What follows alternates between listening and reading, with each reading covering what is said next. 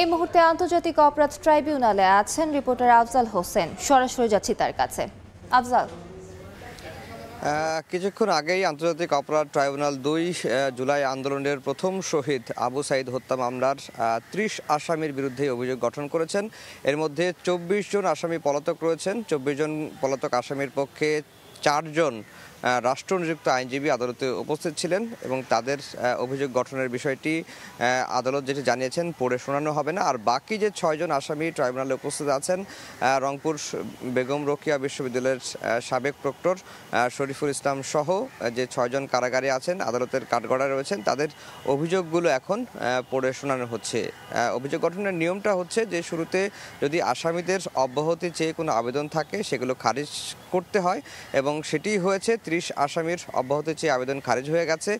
আর এরপরই অভিযোগ গঠনের প্রক্রিয়াটি শুরু করেছেন এবং এখন আসামিদের বিরুদ্ধে যে ৬ জন আসামি গ্রেফতার রয়েছেন, কারাগারে রয়েছেন, কাঠগড়ায় রয়েছেন, তাদের অভিযোগগুলো পড়ে শোনানো হচ্ছে এবং অভিযোগগুলো পড়ে শোনানোর পরে ৬ আসামিকে জিজ্ঞাসা করা হবে যে প্রসিকিউশন তাদের বিরুদ্ধে এই অভিযোগগুলো এনেছে তারা দোষী কিংবা নির্দোষ কিনা এটি আসামিদের কাছে জানতে চাওয়া হবে। আসামিরা একটি বক্তব্য দিবেন, বক্তব্য দেওয়ার পরেই কিন্তু বিচার শুরুর বা অভিযোগ গঠনের প্রক্রিয়া শুরু হবে। এখন একটি সাক্ষ্য গ্রহণের দিন ধার্য করা হবে। আর যেটি হয়েছে যে আন্তর্জাতিক অপরাধ ট্রাইব্যুনালের আইনে বলা হয়েছে যে অভিযোগ গঠনের পরে ২১ দিন, মিনিমাম ২১ দিন আসামি পক্ষকে প্রস্তুতি নেওয়ার সময় দেওয়ার একটা বিধান রয়েছে।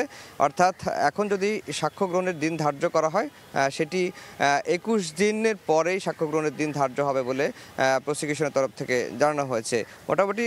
এবং আজকে যে ৬ জন আসামি আদালতে উপস্থিত ছিলেন এর মধ্যে ২ জন, বিশেষ করে ২ জন এএসআই আমির হোসেন এবং সুজন চন্দ্র রায়, তারা সরাসরি আবু সাঈদকে গুলি করে হত্যা করে। আর বাকি যে ৪ জনের বিরুদ্ধে অভিযোগ আনা হয়েছে তাদের বিরুদ্ধে সুপিরিয়র কমান্ড রেসপন্সিবিলিটি, উস্কানি, নির্দেশ, এই প্ররোচনার অভিযোগগুলো কিন্তু আনা হয়েছে বাকি আসামিদের বিরুদ্ধে।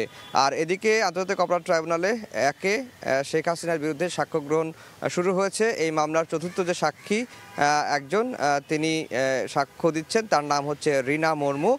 তিনি আবু সাঈদ হত্যার সময় প্রত্যক্ষদর্শী ছিলেন। আজকে তিনি শেখ হাসিনার বিরুদ্ধে সাক্ষ্য দিচ্ছেন আন্তর্জাতিক অপরাধ ট্রাইব্যুনাল ১-এ। এই ছিল ট্রাইব্যুনাল থেকে আমার কাছে সবশেষ খবর। সরাসরি যুক্ত ছিলাম আন্তর্জাতিক অপরাধ ট্রাইব্যুনালে।